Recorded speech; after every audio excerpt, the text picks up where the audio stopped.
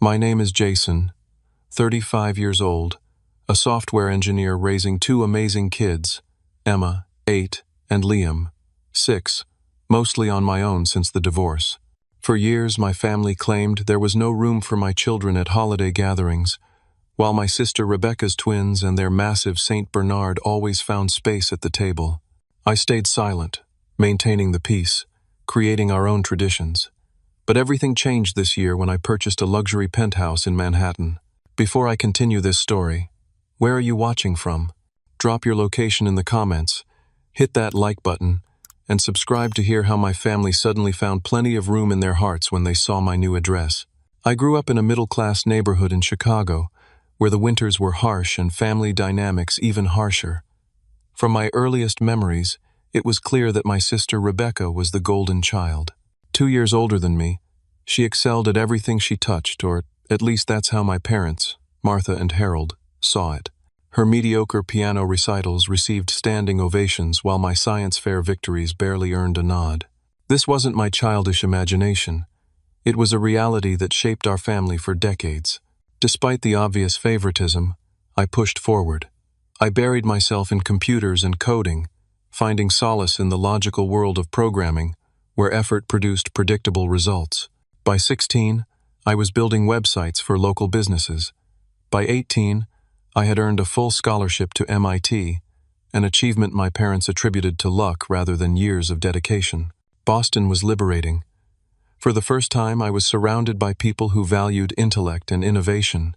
I thrived in the competitive environment, graduating with honors and immediately receiving offers from several tech giants in California. Silicon Valley became my new home, 3,000 miles from the family dynamics that had constrained me for years. It was during a tech conference in San Francisco that I met Amanda. Brilliant, ambitious, and captivating, she was presenting revolutionary work in artificial intelligence. I was immediately drawn to her confidence and vision. After awkwardly introducing myself at the post-conference mixer, we spent hours discussing technology's future until the venue staff politely asked us to leave. Our romance moved quickly. Within 6 months, we were married in a small ceremony on the California coast. My parents attended with reserved enthusiasm, while Rebecca made subtle comments about the hasty decision. Amanda's family, in contrast, embraced me completely. The early years of marriage were blissful. We bought a modest house in Palo Alto, working for competing firms but collaborating on passion projects at night. When Emma arrived, our lives shifted beautifully. I cut back on travel while Amanda took a brief maternity leave. 2 years later, Liam completed our family. Watching my children grow became my greatest joy, more fulfilling than any line of code I'd ever written. The first cracks appeared in our marriage when Amanda was offered a promotion that required extensive international travel. Initially, we made it work video calls, co-parenting calendars, and weekend reunions. But gradually, her trips grew longer and more frequent. When home, she seemed distracted, constantly checking emails or taking calls, even during family dinner. "They need me on this project," became her standard explanation when missing school performances or doctor appointments. I picked up the slack, becoming both mother and father while maintaining my own career. The children adjusted to the new normal, but I noticed their disappointment each time Amanda canceled plans or missed milestones. The separation was mutual but painful. After 4 years of growing apart, we acknowledged that our paths had diverged too significantly to reconcile. The divorce was finalized 3 years ago, surprisingly amicable given the circumstances. Then came the bombshell. Amanda received an offer to lead the European division of her company. "This is a once-in-a-lifetime opportunity," she explained over coffee, avoiding eye contact. "I've accepted the position. I'll be based in Zurich." "And the kids?" I asked, already knowing the answer. "They have their school, their friends, their routines here," she replied. "You're such a wonderful father, Jason. They're thriving with you." Translation: she was choosing career over family, leaving me with full custody. While part of me resented her decision, another part respected her honesty. At least she hadn't pretended to want a responsibility she wasn't prepared to fulfill. We arranged for summer visits and holidays in Switzerland, though these often fell through due to her unavoidable commitments. I embraced single fatherhood, creating a stable home environment and developing new family traditions. The children adjusted remarkably well, though they occasionally asked about their mother.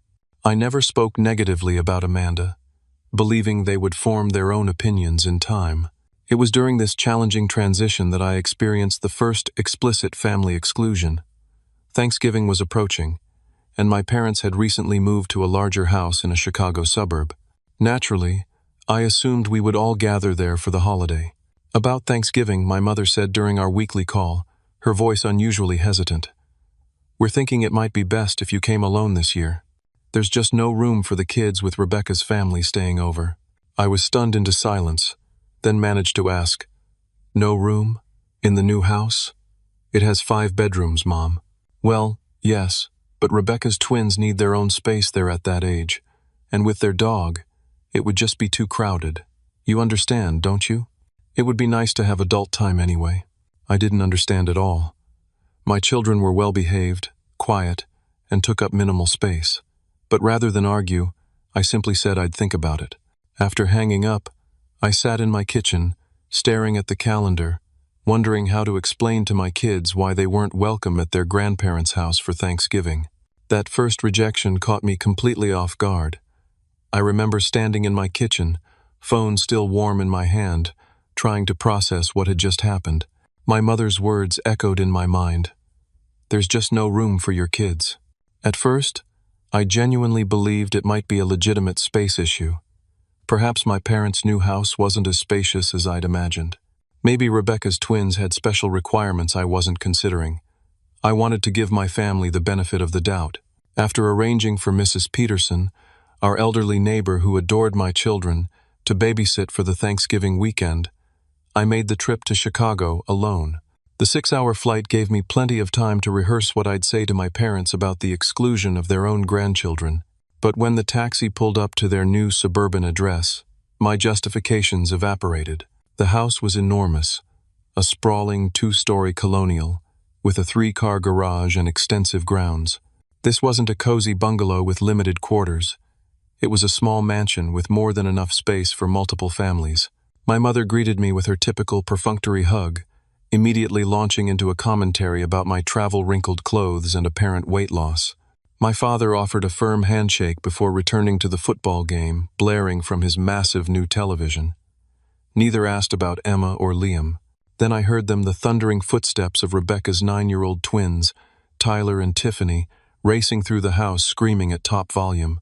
Behind them bounded Brutus, their enormous Saint Bernard, drooling on the hardwood floors and bumping into furniture.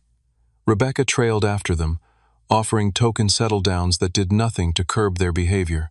"Aren't they spirited?" my mother beamed, as Tyler knocked over a side table. "Children need to express themselves." I bit my tongue, thinking of my own children's careful manners and quiet play. Emma, who could sit for hours with her books, and Liam, who built intricate Lego structures in focused silence. The house tour revealed 5 spacious bedrooms, including a dedicated craft room that sat empty except for my mother's rarely used sewing machine.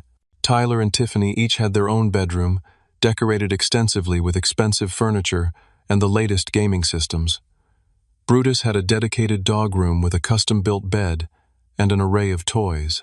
Meanwhile, the guest room where I would sleep stood ready with fresh linens and a welcome basket.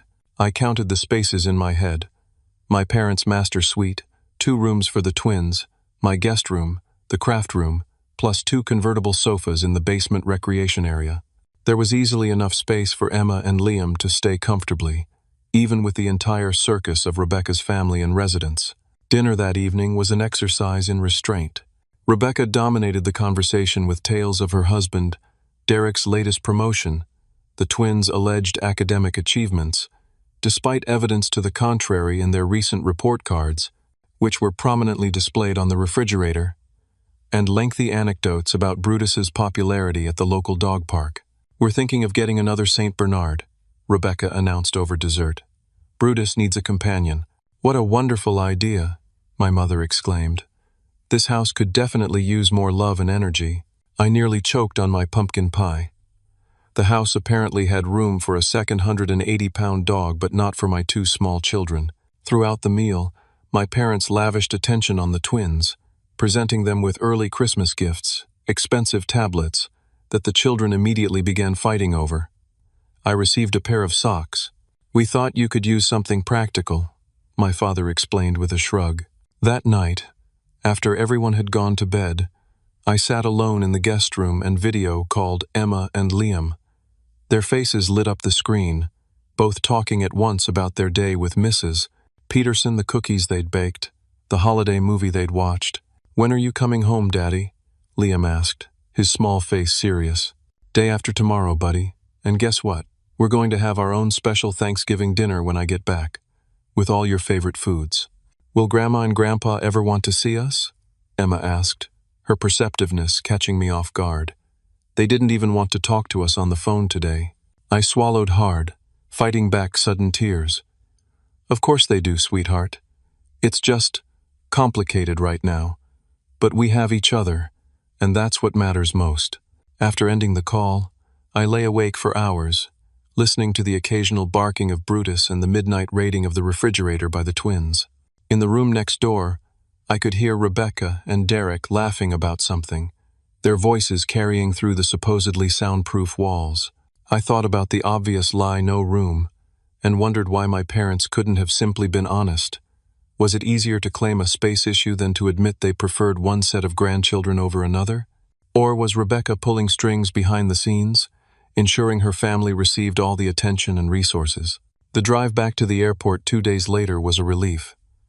I had maintained a pleasant demeanor throughout the visit, refusing to cause a scene or create family drama. But inside, something had shifted. A boundary had been crossed, a truth revealed. My family had explicitly chosen to exclude my children, and for the first time, I saw the favoritism of my childhood extending to the next generation.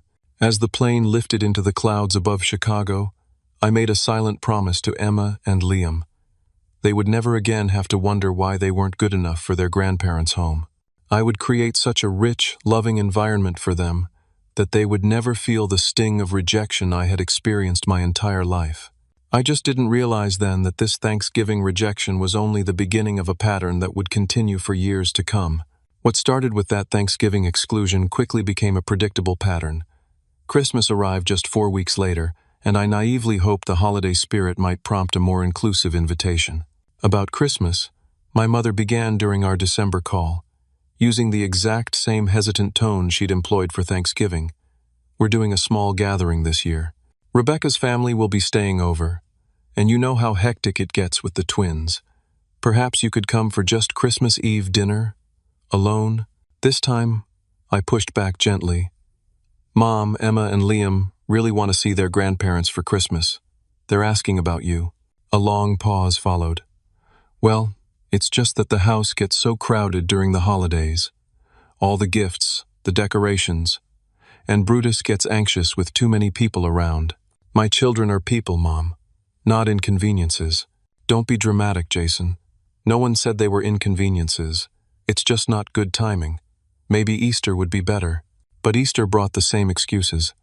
"The backyard egg hunt is really designed for older children," my father explained. "And your mother is concerned about Liam's allergies acting up with all the spring flowers." The irony that Liam had no allergies whatsoever wasn't lost on me. Summer arrived, and with it, the annual family reunion at my parents' lake house in Michigan, a sprawling property with a main house and 2 guest cabins. Surely there would be room for everyone here. "The lake can be dangerous for young children," my mother cautioned. "And we've already promised the guest cabin to Rebecca's family. Brutus needs the yard to run around." Each excuse was thinner than the last. Too crowded, not enough beds, too much noise for Grandpa, who ironically wore hearing aids and regularly fell asleep during the day with the television blaring. Activities not age-appropriate, weather too unpredictable. Meanwhile, my sister's family was welcome at every gathering. Holiday photos showed the twins front and center, surrounded by mountains of gifts, while Brutus sprawled across my parents' expensive furniture. Rebecca's social media was filled with captions like, "Another perfect family holiday," and "so blessed by family time." Rather than subject my children to rejection, I created alternative traditions. When we couldn't go to Chicago for Christmas, We volunteered at a local shelter serving meals, then spent the afternoon building gingerbread houses and watching holiday movies. Easter became our adventure day, with hikes through California redwoods and picnics overlooking the Pacific. Summer weekends featured camping trips and stargazing nights that the children treasured. But despite our special traditions, the exclusion hurt. Emma, perceptive beyond her years, noticed the disconnect between our family photos and those of her cousins. "Why are Tyler and Tiffany always at Grandma's house, but we never go?" she asked one evening, scrolling through Rebecca's latest Facebook album, showing the twins opening enormous Easter baskets. "Grandma and Grandpa live far away," I explained weakly. "But you go there sometimes without us," she persisted. "Don't they want to see us? Don't they love us?" The question pierced my heart. How could I explain adult pettiness to a 7-year-old? How could I tell her that her grandparents had seemingly written her off for reasons I couldn't comprehend? "Of course they love you," I lied. "They're just set in their ways. Sometimes grown-ups have trouble adjusting to changes." Several times, I attempted to address the situation directly with my parents. During one phone call, I asked plainly, "Is there a reason you don't want to spend time with your grandchildren?" "Don't be ridiculous, Jason," my father snapped. "We're just very busy. Rebecca needs more help with the twins, they're a handful. Your kids seem pretty self-sufficient." "Because I've raised them to be," I replied, frustration mounting. "But they still need grandparents." "We'll see them, when the timing's right," he said dismissively, effectively ending the conversation. Rebecca, meanwhile, seemed to relish her position as the favored child. During my rare solo visits, she would make casual remarks that cut deep. "Divorce is so hard on children," she mused over breakfast one Easter, while my parents nodded sympathetically. I could never put Tyler and Tiffany through that. Family has to come first. The implication that I had chosen divorce, or somehow prioritized myself over my children, made my blood boil, but I maintained my composure. Rebecca had no idea how hard I worked to create stability for Emma and Liam, how many nights I spent helping with homework after full workdays, how I coordinated with teachers and coaches and pediatricians to ensure they had everything they needed. My restraint was tested most severely during a summer visit when Brutus, Rebecca's beloved Saint Bernard, knocked over and shattered my mother's prized antique vase, a family heirloom passed down from her grandmother. "Oh dear," my mother sighed, surveying the porcelain shards scattered across her hardwood floor. "Well, it's just what happens when you have family over. Dogs will be dogs." I stared at her in disbelief, remembering the time 5-year-old Liam had accidentally bumped a photo frame during our last visit, merely tilting it askew without causing any damage. My mother had swiftly removed all decorative items from the lower shelves and lectured me about controlling my child. The double standard was so blatant it was almost comical. Brutus could destroy irreplaceable heirlooms and receive a loving pat on the head, while my children couldn't even occupy space in the house without being perceived as potential hazards. As the years passed, I maintained contact with my parents for my own sense of obligation, but I stopped pleading for inclusion. Each rejection reinforced what had become increasingly clear. In my family's hierarchy, my children and I occupied the lowest rung. No amount of good behavior or achievement could change that reality. What they didn't realize was that while they were busy excluding us from family gatherings, I was channeling my hurt into something productive, building a future that would eventually force them to confront their own hypocrisy. While my family situation deteriorated, my professional life took an unexpected turn toward extraordinary success. Technology had always been my refuge, a world where merit mattered more than family connections or personal politics. During those years of family rejection, I poured my frustration and creative energy into my work. By day, I maintained my senior position at a respected tech firm, leading a team developing security software. But it was my nights that ultimately changed everything. After Emma and Liam went to bed, I would sit in my home office until the early hours, working on a personal project that had consumed my thoughts for years, an algorithm that could revolutionize how artificial intelligence systems process natural language. The concept had come to me during a particularly bitter Christmas Eve, after receiving yet another exclusionary call from my mother. Unable to sleep, and feeling the familiar sting of rejection, I began sketching out code architecture on a whiteboard. What began as a distraction evolved into an obsession. For 18 months, I worked in solitude, debugging and refining my creation. The walls of my office became covered with diagrams and pseudocode. I maintained meticulous documentation while keeping the project entirely private. Not even my colleagues knew what I was building. My dedication required sacrifices. I survived on 5 hours of sleep most nights. My social life became non-existent beyond activities with my children. Dating was out of the question. Between single parenthood and my secret project, there simply wasn't time. But the work energized me in ways nothing else could. The breakthrough came on a rainy Tuesday in March. After months of incremental improvements, I implemented a new approach to semantic parsing that increased efficiency by 600%, while reducing computational requirements dramatically. I stared at my monitor in disbelief as the test cases ran successfully one after another. This wasn't just an improvement, it was a paradigm shift. 3 major tech companies had been attempting to solve this same problem for years with entire research teams and massive budgets. I had done it alone, with nothing but determination and countless cups of coffee. After securing provisional patents, I approached several companies with a carefully prepared demonstration. The bidding war that followed exceeded my wildest expectations. Tech giants that had once rejected my job applications were now desperate to acquire my algorithm. After weeks of negotiations and consultations with attorneys, I accepted an offer from Neurasoft, a leading AI firm. The terms were staggering: $85 million up front, with potential performance bonuses that could double that figure, plus a consulting position that would allow me to maintain input on how my technology was implemented. The contract was signed with surprisingly little fanfare. Just myself, my lawyer, and 3 Neurasoft executives in a conference room in San Francisco. I remember feeling strangely calm as I signed the documents that would fundamentally change our lives.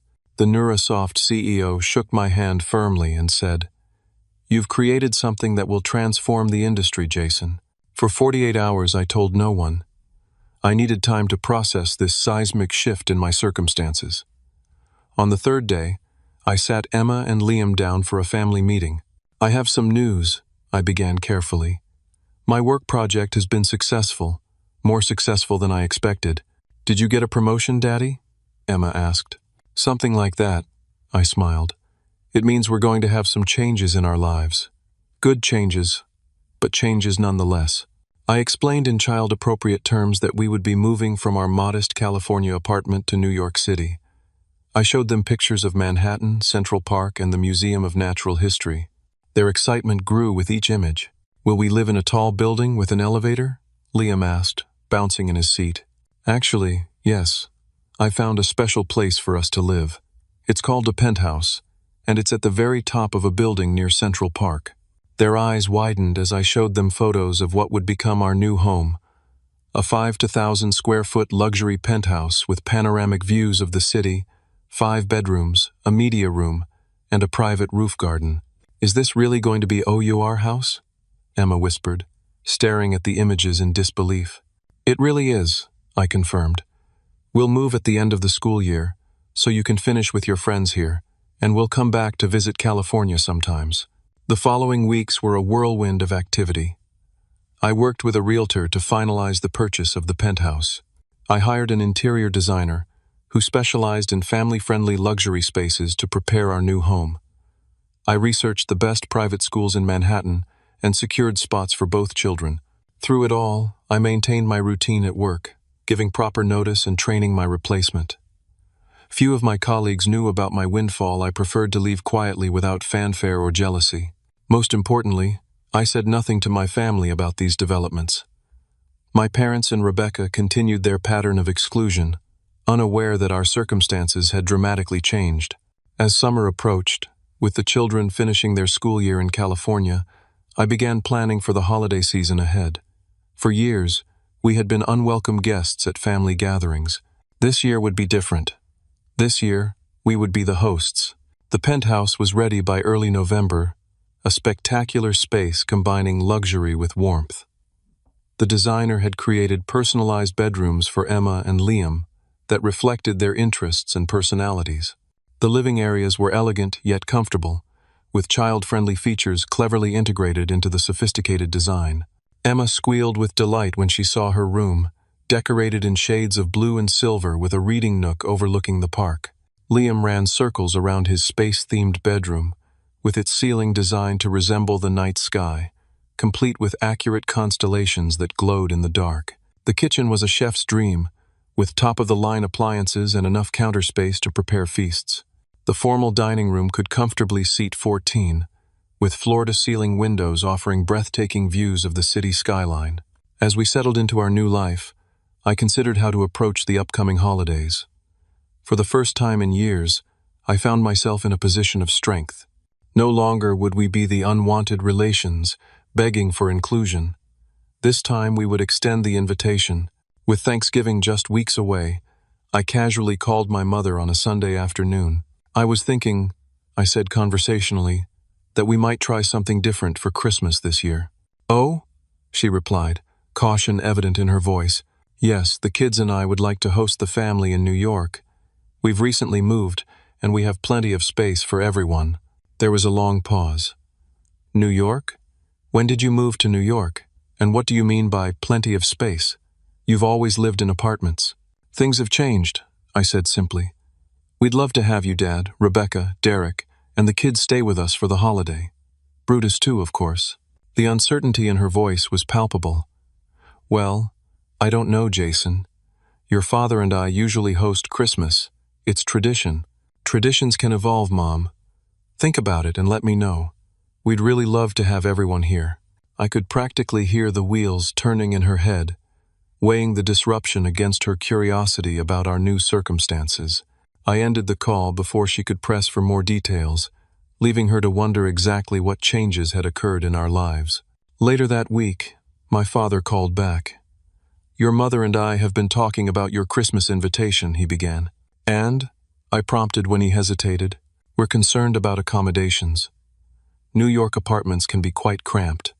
Rebecca's worried about the twins having enough space, and Brutus needs room to move around." I suppressed a laugh at the irony. "I can assure you there's enough space for everyone who's family," I replied, deliberately echoing the conditional acceptance they had shown us for years. "And I've arranged for a car service to pick everyone up from the airport." The mention of a car service shifted his tone noticeably. "Car service? That sounds nice. Perhaps we could make it work for a few days. Let me talk to Rebecca." Within 24 hours, my sister called. "Dad says you're in New York now? In what neighborhood?" "Upper East Side," I replied casually, "near the park. And you have enough bedrooms for everyone? The twins can't share anymore, they're at that age." "Everyone will have their own space," I assured her. "Even Brutus." Her hesitation was brief. "Well, we'd planned to stay with Mom and Dad as usual, but I suppose we could change things up this once. The twins have been wanting to see the Rockefeller Center tree anyway." "Great," I said. "Plan to stay for a week. There's plenty to see and do." After hanging up, I received an unexpected text from my mother. "Just Googled your company. Saw the acquisition news. Congratulations." So that explained the sudden interest and acceptance of my invitation. Public news of the Neurosoft deal had reached them, and suddenly my family was eager to visit.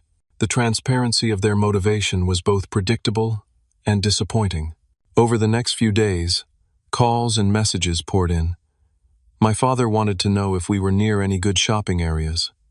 Rebecca asked if the building had a gym or spa. My mother inquired about extending their stay through New Year's. As I prepared for their arrival, I felt a complex mix of emotions. Vindication, certainly, but also sadness that it had taken financial success to make my family interested in spending time with us. Still, I was determined to host a warm, generous holiday, not out of spite or to flaunt my new wealth, but to finally give Emma and Liam the extended family experience they deserved. The stage was set for a Christmas gathering that would finally force my family to confront years of exclusion and favoritism. I didn't plan to create drama or demand apologies. I simply wanted them to see, in the most obvious terms possible, the hypocrisy of their no-room excuses. As I reviewed the detailed preparations for their visit, the catered meals, the carefully chosen gifts, the scheduled outings around Manhattan, I couldn't help but wonder how my family would react when they saw the truth of our new situation. Would they acknowledge their past behavior, or would they pretend that nothing had ever been amiss? Either way, this Christmas would be a turning point for all of us. The cramped quarters' excuses had run their course. In our new home, there was room for everyone, if only they had the grace to recognize what they had done. The official invitation went out in early December, a professionally designed digital card featuring a tasteful photo of our penthouse's living room decorated for Christmas, with Central Park visible through the windows. The card read, "The Harrington family invites you to celebrate Christmas in our new home," followed by the dates and our address. I purposely chose an image that showed just enough of the space to raise questions without revealing the full extent of our new circumstances. My mother called within minutes of receiving it. "This doesn't look like an apartment," she said, skipping any greeting. "It's a penthouse," I replied simply. "A penthouse? In Manhattan? Those are extremely expensive, Jason." "Yes, they are." A pregnant pause followed as she processed this information. "Has something changed with your job? The last we heard, you were still with that same company in California." "A lot has changed, Mom. I'd rather discuss it when you're here." "So you'll be coming?" Another pause. "Well, of course we will. Your father and I were just discussing Christmas plans yesterday. This seems like perfect timing." Perfect timing indeed, now that there was something in it for them. My father called the next day, his approach more direct. "Your mother says you've bought a penthouse on the Upper East Side. How on earth are you affording that on a programmer's salary?" I chose my words carefully. "I'm not a programmer anymore, Dad. I developed some technology that was acquired by Neurasoft earlier this year. It's been a significant change for us." "Neurasoft? The AI company? They're enormous." His tone shifted from skeptical to impressed. "Must have been quite an acquisition." "It was suitable compensation for the work involved," I replied, deliberately vague. "Well, that's excellent news, son. Very impressive. We always knew you were smart." I bit back the urge to remind him that neither he nor my mother had ever expressed such confidence in me before. Instead, I confirmed travel details and ended the call, feeling emotionally drained by the transparent shift in his attitude. Rebecca's reaction was the most calculating. Rather than calling immediately, she spent several days researching. When she finally called, her voice was honeyed with forced casualness. "So baby brother hit the big time, huh? The tech blogs are calling your algorithm revolutionary." "You've been reading about me?" I asked, genuinely surprised by her research. "Just a little Googling. Sounds like Neurasoft paid quite a premium." "Rumor says 8 figures?" "The terms are confidential," I replied, unwilling to satisfy her curiosity. "Well, Derek and I are thrilled for you. The twins are so excited about visiting New York. They've been asking about their cousins, too. They barely remember Emma and Liam. It's been so long." 5 years, I said quietly. "It's been 5 years since they've seen each other." A brief, uncomfortable silence followed. "Well, families drift sometimes, but this will be the perfect opportunity to reconnect. Oh, and I meant to ask, is there somewhere suitable for Brutus? He's getting older and needs his special orthopedic bed." "Brutus will have his own space," I assured her, marveling at how the dog's needs remained a priority while my children's had been dismissed for years. "Perfect. And we were wondering about the sleeping arrangements. The twins really can't share a room anymore." "Everyone will have their own bedroom," I interrupted, "as I've said multiple times now." "Wonderful." And Derek was curious about the building amenities. "Does it have a gym? A pool?" "Both. Plus a doorman, concierge service, and private elevator to our floor." Another pause. "Private elevator? My goodness, Jason. You really have moved up in the world." After these initial conversations, the communication became increasingly frequent and warmer. My mother called several times with questions about what to pack, whether they should bring gifts or if I had that handled, a thinly veiled question about my new financial status, and if I had decorated appropriately for Christmas. My father sent emails about Manhattan restaurants he wanted to try, casually mentioning several Michelin-starred establishments, and asking if I could arrange reservations. Rebecca texted daily with updates about the twins' excitement and Derek's anticipation of seeing the famous Neurasoft offices, a hint that he expected a tour and networking opportunities. The most revealing moment came during a call with my mother 2 weeks before their arrival. After discussing travel logistics, she hesitated before adding, "You know, your father and I have been thinking about downsizing. The house feels too big these days." "Really? You've always loved that house." "Well, yes, but maintaining it is becoming a chore. We've been considering looking at condos, maybe even in other locations." "Such as?" I prompted, suspecting what was coming. "New York has always appealed to us," she said carefully. "Being closer to you and the children would be nice. And now that you're settled there..." I let the implication hang in the air for a moment before responding. "That would certainly be a change. You've always preferred Chicago. People evolve, Jason. Family should be close. Family should be close." The irony of this statement after years of keeping my children at a distance wasn't lost on me, but I refrained from pointing it out. Instead, I simply said, "We'll have plenty of time to discuss future plans during your visit." As Christmas approached, I found myself in the curious position of witnessing my family's perception of me transform, based solely on financial success. The brother and son they had marginalized for years was suddenly worthy of their time and interest. The children they had excluded were now grandchildren and cousins they were eager to reconnect with. The transparency of their motivations should have angered me, but instead, it filled me with a strange calm. Their behavior confirmed what I had suspected all along. Their rejection had never been about space or convenience. It had been about perceived value and status, the same currency that had defined our family dynamic since childhood. Now, with the tables turned, I had the opportunity to show them exactly what their exclusionary behavior had cost us: all years of potential memories, relationships, and family bonds. I wasn't interested in revenge or in making them feel small. I simply wanted them to see the truth of what they had done, and perhaps to do better in the future. The week before their arrival, I met with the interior designer for final touches to the guest rooms. Each space was thoughtfully prepared: premium linens, personalized welcome baskets, and subtle luxury touches throughout. For Brutus, I had a custom dog bed made that matched the one Rebecca had described, placed in a corner of their suite. "You've thought of everything," the designer commented. "Your family will be very comfortable." "That's the goal," I replied. "I want them to have absolutely no complaints about the accommodations. No room for excuses, just as there had suddenly become room for my children in their hearts now that we lived in a penthouse." December 23rd arrived with a light snowfall that dusted Manhattan in picturesque white. From our penthouse windows, Central Park looked like a scene from a holiday card, the trees outlined in frost, skaters gliding across the Woolman Rink in the distance. Emma and Liam pressed their faces against the glass, watching yellow taxis navigate the snow-covered streets below. "When will they get here, Dad?" Liam asked for the third time that hour. "Soon, buddy.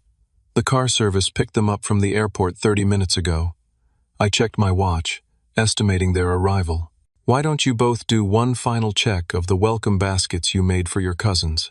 The children had spent hours preparing personalized gift baskets for Tyler and Tiffany, filling them with New York-themed items, hand-drawn pictures, and small toys they thought their cousins might enjoy. Their genuine excitement about reconnecting with family they barely remembered made my heart ache. At precisely 2 o'clock, the concierge called to announce our guests had arrived. I instructed him to send them up in the private elevator, then positioned myself near the entrance, with Emma and Liam fidgeting excitedly beside me. The elevator chimed softly as it reached our floor. The doors slid open to reveal my parents standing front and center, surrounded by luggage, with Rebecca, Derek, and the twins behind them. Brutus's massive head appeared between my father's legs, the St. Bernard straining at his leash. The collective gasp was audible as they took in their first glimpse of the penthouse foyer: 20-foot ceilings, marble floors, a crystal chandelier, and floor-to-ceiling windows showcasing the Manhattan skyline. "Welcome to our home," I said simply, enjoying their stunned expressions. My mother recovered first. "Jason, this is not what I expected." She stepped forward, air-kissing my cheek while her eyes darted around, mentally cataloging every expensive detail. My father extended his hand, his grip firmer than usual. "Impressive place, son. Very impressive." Rebecca remained in the elevator, her face a complex mixture of surprise and what appeared to be disappointment perhaps that her younger brother had achieved such obvious success. "Come on, kids," she finally said to the twins, who were standing open-mouthed. "Let's not block the elevator." As they filed into the foyer, Brutus lunged forward, nearly pulling Derek off his feet. "Sorry," he mumbled. "He's excited after the flight." "It's fine," I assured him. "We've prepared a space for him. Emma, Liam, say hello to your grandparents and aunt and uncle." My children stepped forward politely. Emma, now 10, extended her hand as we had practiced. "It's nice to see you again, Grandma and Grandpa. Welcome to New York." My mother looked momentarily startled by the girl's poise, then recovered with a tight smile. "My, haven't you grown? And so well-mannered." Liam, 8 and slightly shy, offered a small wave. "We made you welcome baskets," he said quietly. That's very thoughtful," my father replied, clearly unsure how to interact with the grandson he had effectively ignored for years. The awkwardness was palpable as the twins hung back behind their parents, eyeing their cousins with uncertainty. Tyler, now 14, had grown into a lanky teenager with his mother's sharp features. Tiffany, his twin sister, was scrolling through her phone, apparently bored by the family reunion. "Why don't I show everyone to their rooms?" I suggested. "You can freshen up, and then we'll have some refreshments in the living room." The tour of the penthouse elicited increasingly dramatic reactions. As we moved from the foyer into the main living area, with its panoramic views of Central Park and the city beyond, my mother actually gasped audibly.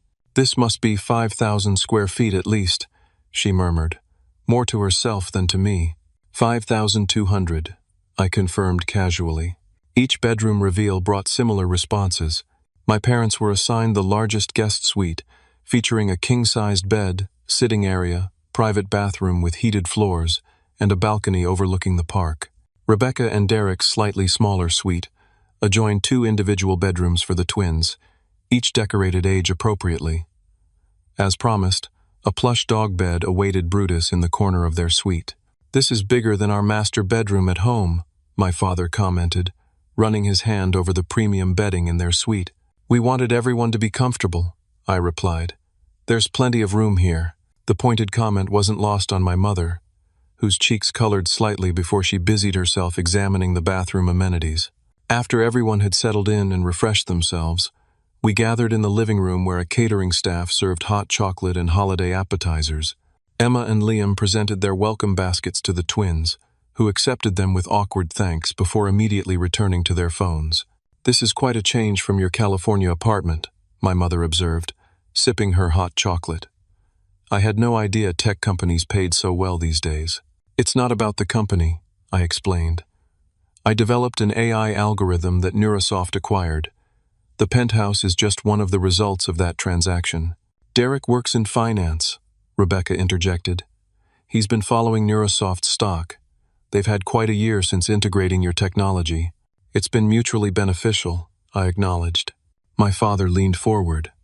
"So, ballpark figure, what does a penthouse like this cost in today's market?"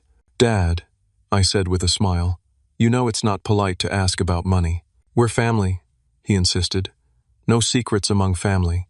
The irony of this statement from a man who had kept my children at arm's length for years wasn't lost on me, but I simply replied, "Let's just say it was a sound investment in our future." The afternoon progressed with increasingly transparent attempts by my family to assess my new financial status. Rebecca commented on the obviously custom furniture.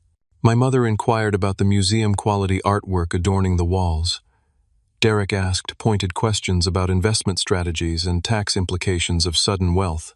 Through it all, I maintained a pleasant demeanor, neither confirming nor denying their assumptions, directing conversation back to holiday plans and activities scheduled for their visit. The children eventually migrated to the media room, where Emma and Liam had thoughtfully set up age-appropriate games and movies for their cousins. That evening, the private chef I had hired for the holiday week served a welcome dinner that further highlighted the shift in our circumstances. As we gathered around the formal dining table, a single piece of book-matched walnut that could comfortably seat 14, the conversation turned to family traditions. "We always do Christmas Eve at our house," my mother reminded everyone. "It's been that way since you children were small." "Things change, Martha," my father replied, eyeing the perfectly cooked prime rib being served by the white-gloved staff. "I could get used to this kind of treatment." "Speaking of changes," Rebecca interjected, "Derek and I have been thinking about private schools for the twins next year. The public options in our area aren't challenging enough for their academic abilities." She glanced at me. "I assume Emma and Liam attend private school now?" "They do," I confirmed. "The West Side Academy. It's quite selective, but they both tested well." "Tested well?" my mother repeated. "I didn't realize they were academically gifted." "They've always been bright," I replied evenly. "You might have noticed if you'd spent any time with them." A heavy silence fell over the table. My mother busied herself rearranging her silverware, while my father suddenly found his water glass fascinating. Rebecca, never one to let uncomfortable moments linger, quickly changed subjects. "This building must have amazing amenities. Do you have access to a gym? A pool?" "Both," I confirmed. "Plus a residence lounge, private theater, wine cellar, and children's playroom. There's also a concierge who can arrange virtually anything from theater tickets to private helicopter tours." "Helicopter tours?" Derek perked up. "I've always wanted to see Manhattan from the air." "I'd be happy to arrange that for tomorrow," I offered. "Consider it an early Christmas gift." As dinner concluded and dessert was served, the conversation turned to future plans. My mother, who had been quietly observing the luxury surrounding us, suddenly announced, "You know, your father and I have been thinking it might be nice to spend more time in New York." "Oh?" I raised an eyebrow. "Yes, perhaps look for a pied-à-terre. Something modest, of course, but it would be nice to be closer to you and the children. After all," my father added, "family should be together during important times." I nodded thoughtfully. "That's interesting to hear. I seem to recall Emma and Liam being excluded from family gatherings for the past 5 years because there wasn't enough room." Another uncomfortable silence descended. Rebecca cleared her throat. "That was different. Logistics were complicated back then." "How so?" I asked, my tone still pleasant but with an edge of challenge. "Well, you were in California. For one thing, my mother offered weekly. The travel was difficult. I offered to bring them every time," I reminded her, "and was told explicitly there wasn't space. You have to understand, Jason." My father began in his lecturing tone. "Your sister's family was already established in the routine. The twins were younger then, and Brutus had his own room I finished for him. Yes, I remember seeing that during my visits. Interesting that there was space for a dog but not for your grandchildren." Rebecca's face flushed. "That's not fair. Brutus is part of our family, and my children aren't?" I asked quietly. No one had a response to this. The dessert was finished in silence, broken only by the occasional clink of silverware against fine china. After dinner, as we moved to the living room for coffee, my mother made one more attempt at bridging the growing tension. "Well, what matters is that we're all together now. Perhaps this could become a new tradition, Christmas at Jason's lovely penthouse." My father nodded enthusiastically. "We could make this an annual event, much more convenient than hosting at our place. And more impressive for our friends," Rebecca added, then immediately looked embarrassed at revealing her true motivation. "Honestly," Derek chimed in, oblivious to the undercurrents, "we could sell our house and get something nearby. Property values in our neighborhood have peaked anyway." Rebecca seized on this idea. "The twins could transfer to schools in New York. They'd probably get into that academy your kids attend, Jason, with their test scores and our connections. We're practically packing our things right now." My mother laughed, apparently thinking she was making a joke. I set my coffee cup down carefully. The room fell silent as everyone sensed a shift in the atmosphere. "It's interesting," I began, my voice calm but firm, "how suddenly there's room for my children in your lives. For 5 years, every holiday, every gathering, every family event, I heard the same excuse. There's no room for your kids. Yet Rebecca's family was always welcome. Her twins always had space.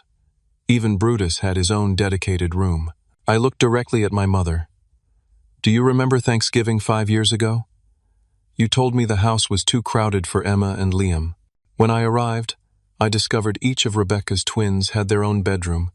Brutus had a dog room, and there was an empty craft room that was used twice a year at most. My father shifted uncomfortably. Now, Jason, Christmas that same year, I continued. Easter the following spring. The summer reunion at the lake house. Year after year of exclusion and excuses. Do you know what it's like to explain to your children why their grandparents don't want to see them? To watch them make family tree projects at school and realize they barely know half of their relatives? Rebecca's face had gone pale. We didn't mean to. You meant exactly what you did, I interrupted, still maintaining my composure. You established a family hierarchy, where my children were at the bottom, where they were inconveniences rather than family members. I turned to look at each of them in turn. And now, suddenly, when you see this penthouse, when you realize I've had financial success, there's not only room for my children in your lives, you're talking about moving closer, transferring schools, establishing new traditions. My mother's eyes had filled with tears, though whether from genuine remorse or embarrassment at being called out, I couldn't tell. I want to be very clear, I continued. You are welcome to stay for the holidays as planned. I won't rescind my invitation or make you uncomfortable. Emma and Liam deserve to know their extended family, and I won't deprive them of that opportunity. I stood up, signaling that the evening's conversation was concluding, but understand this. My children are not accessories to be acknowledged only when it's convenient or beneficial to you. They deserve better than conditional love, based on their father's financial status, and so do I. I moved toward the hallway. Now, if you'll excuse me, I need to check on the children. Please make yourselves comfortable. The staff will see to anything you need. As I walked away, I heard my mother's shaky voice behind me. Jason, we never meant to. I turned back briefly. Intentions matter less than actions, Mom. For 5 years, your actions have spoken volumes. Now mine will too. I left them sitting in stunned silence, surrounded by the luxury that had suddenly made my children worthy of their attention. The days following my confrontation brought a noticeable shift in the family dynamic. Christmas Eve morning dawned with an atmosphere of subdued reflection rather than festive anticipation. My parents emerged from their suite looking tired, suggesting a night of difficult conversations. Rebecca appeared similarly affected, her usual confidence diminished. Breakfast was a quiet affair, with only the children seemingly untouched by the previous evening's tension. Emma and Liam chatted happily about the day's planned activities, ice skating in Central Park, followed by a visit to the Museum of Natural History. To my surprise, Tyler and Tiffany had set their phones aside and were actively engaging with their younger cousins, perhaps sensing on some level that family connections were being reevaluated. As the children ate, my father cleared his throat and asked if I would join him in my office. Once we were alone, he sat heavily in one of the leather chairs, looking suddenly older than his 68 years. I owe you an apology, he began, the words clearly difficult for him. What you said last night. It wasn't comfortable to hear, but it wasn't wrong either. I remained silent, giving him space to continue. Your mother and I have always had a blind spot when it comes to Rebecca. It started when you were children. She struggled more, needed more attention, while you were always so self-sufficient. We fell into a pattern of giving her more without realizing we were giving you less. It wasn't about me, Dad, I replied quietly. I'm a grown man. This was about my children. He nodded, his eyes downcast. I know, and there's no excuse for that. None whatsoever. He looked up at me directly. I've failed as a grandfather. Your mother and I both have. We allowed Rebecca's demands to dictate family gatherings without considering what that meant for Emma and Liam. Or for me, I added. Or for you, he agreed. The favoritism that began in your childhood, we carried it forward to the next generation. It was wrong, Jason. Deeply wrong. His admission, while far from comprehensive, represented more self-awareness than he had shown in decades of parenting. I sensed this wasn't a complete transformation. 60-plus years of behavior. Patterns don't change overnight, but it was a beginning. Later that morning, my mother sought me out while the children were getting ready for ice skating. I found her in the living room, gazing out at the park, tears streaming silently down her face. "I spent the night looking at photos on my phone," she said without preamble. "I have hundreds of pictures of Tyler and Tiffany growing up, school plays, birthdays, holidays. And then I realized I have almost none of Emma and Liam, my own grandchildren, and they're strangers to me." She turned to face me, her expression haunted. "How did I let this happen?" "One decision at a time," I answered honestly. "One excuse at a time." I told myself we were just busy, that the distance made it complicated.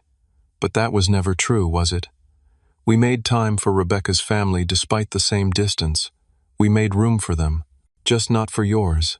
I nodded, acknowledging the truth of her statement. "I can't undo the past 5 years," she continued. "But I want you to know I hear you. What you said last night was painful but fair, and I'm deeply sorry for the hurt we've caused." Her apology, like my father's, felt genuine if incomplete. There was no attempt to justify or minimize their actions, which I took as a positive sign. Rebecca proved more resistant to self-reflection. When she approached me that afternoon while the children were choosing ornaments for the tree, her initial posture was defensive. "You really blindsided us last night," she began, arms crossed tightly across her chest. "Did I?" I asked mildly. "Or did I finally say what needed to be said after years of silence?" She fidgeted uncomfortably. "Look, I know things haven't been perfectly balanced."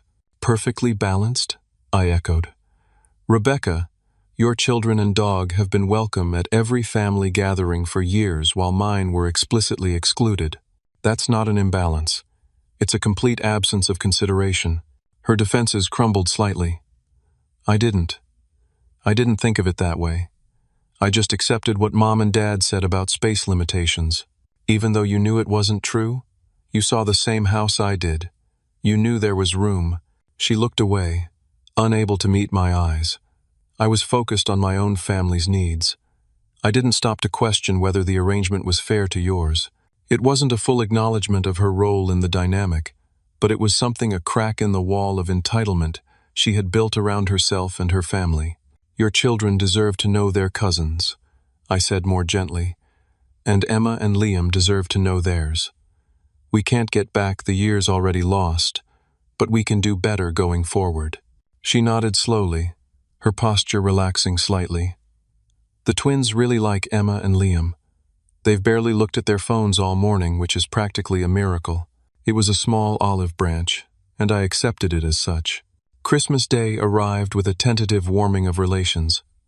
The morning gift exchange revealed that my parents had hastily purchased additional presents for Emma and Liam. Nothing extravagant, but thoughtfully chosen items that suggested they had paid attention to the children's interests over the past 2 days. Emma received a beautiful illustrated edition of her favorite book series, while Liam was given a complex Lego set that aligned perfectly with his passion for construction. Both children expressed genuine delight, and my parents beamed at their reactions. My own gifts to the family were deliberately measured, neither extravagant enough to suggest I was flaunting my wealth, nor modest enough to imply lingering resentment. For my parents, I had commissioned a photo book tracing our family history, including many pictures of Emma and Liam they had never seen. For Rebecca and Derek, tickets to a Broadway show they had mentioned wanting to see. For the twins, the latest gaming console they had been asking for all year. The afternoon was spent preparing Christmas dinner together, not with the hired chef, whom I had given the day off, but as a family in the spacious kitchen. My mother and I worked side by side preparing vegetables, while my father and Derek tackled the turkey. Rebecca supervised the dessert preparation, with all the children helping to decorate cookies. The scene was domestic and ordinary, in the best possible way, the kind of family gathering I had envisioned for years but had never experienced. There were still moments of tension and old patterns threatening to reassert themselves, but they were met with new awareness on everyone's part. During dinner, my father raised his glass in a toast. "To family," he said simply, "and to second chances." The remainder of their visit passed with continuing adjustments to the family dynamic. There were awkward moments, certainly, but also glimpses of what healthier relationships might look like. The twins began to show genuine interest in their younger cousins, teaching them card games and including them in activities. My parents made noticeable efforts to engage with Emma and Liam, asking about their interests and listening attentively to their answers. On the day before their departure, my mother hesitantly approached me about Easter. "We were thinking," she began, "that perhaps you and the children might come to Chicago. Not because we expect it," she added quickly, "but because we'd like to start making amends. The guest rooms will be ready for all three of you." "We'll consider it," I replied, neither accepting nor rejecting the invitation outright. "Let's take things one step at a time." As they prepared to leave, my father pulled me aside for a final conversation. "Your success didn't change who you are, Jason," he said quietly, "but it forced us to see ourselves more clearly. I'm not proud of what I saw, but I'm grateful for the wake-up call." I nodded, acknowledging both his insight and his humility in expressing it. "It was never about the penthouse, Dad. It was about making room in your hearts." "I know that now," he replied, "and I hope we still have time to do better." The months following that Christmas visit brought gradual but noticeable improvements. My parents called regularly to speak with Emma and Liam, sending thoughtful cards and small gifts for no particular occasion. Rebecca's family established a monthly video chat with us, allowing the cousins to maintain their newfound connection. When Easter approached, we accepted my parents' invitation to Chicago. The visit wasn't perfect, old habits occasionally surfaced, but the effort to change was evident. My parents had converted the former craft room into a dedicated space for Emma and Liam, decorated with consideration for their interests and preferences. Most tellingly, Brutus was kept primarily in the backyard during our visit rather than having free rein of the house as in years past. This simple adjustment spoke volumes about the shifting priorities within the family. By the following Christmas, we had established a new tradition alternating holidays between New York and Chicago, ensuring that all members of the family had equal opportunities for connection. My parents had not moved to New York as they had impulsively suggested, but they had begun spending more time there, renting an apartment for month-long visits several times a year. Rebecca's initial jealousy of my success gradually gave way to a more balanced relationship. Her twins developed genuine affection for their cousins, and the age gap that once seemed insurmountable became less significant as they discovered shared interests. As we gathered in my parents' modestly decorated living room that second Christmas, a stark contrast to the luxury of my penthouse, but warm and welcoming in its own way, I reflected on the journey of the past year. The catalyst for change had been my financial success, which forced my family to confront their behavior. But the healing had come from something more fundamental: the willingness to acknowledge harm, the courage to speak difficult truths, and the commitment to do better going forward. Perfect endings don't exist in real families. There would always be moments of tension, old wounds occasionally reopened, patterns that resist complete transformation. But better beginnings were possible, and we had made one. My children now had relationships with their grandparents and cousins, relationships that were still developing but were based on genuine connection rather than obligation or advantage. The path forward would require continued effort from all of us, but the foundation had been laid. As I watched Emma helping my mother arrange ornaments on the tree while Liam and the twins collaborated on building a snow fort in the backyard, I realized that the most valuable lesson from our journey wasn't about wealth or status. It was about the courage to stand up for those you love, to establish boundaries when necessary, and to remain open to healing even after significant hurt. Love, I had learned, wasn't measured in square footage or demonstrated through material generosity. It was shown through consistent presence, through making space in your life and heart for others, through prioritizing relationships even when inconvenient. That night, as we gathered around the dinner table, all of us together in my parents' modest home, I felt a sense of peace that no luxury penthouse could provide. We were not a perfect family, but we were a family working to be better. And in the end, that effort, that commitment to growth, was worth more than any acquisition or success I had achieved. So what about you? Have you ever had to confront family members about unfair treatment or favoritism? How did you handle it? Drop your thoughts in the comments below, And don't forget to like and subscribe if this story resonated with you. Remember, sometimes standing up for yourself is the greatest gift you can give to those you love. Thank you for listening to my story, and I wish you the courage to create healthy boundaries in your own family relationships.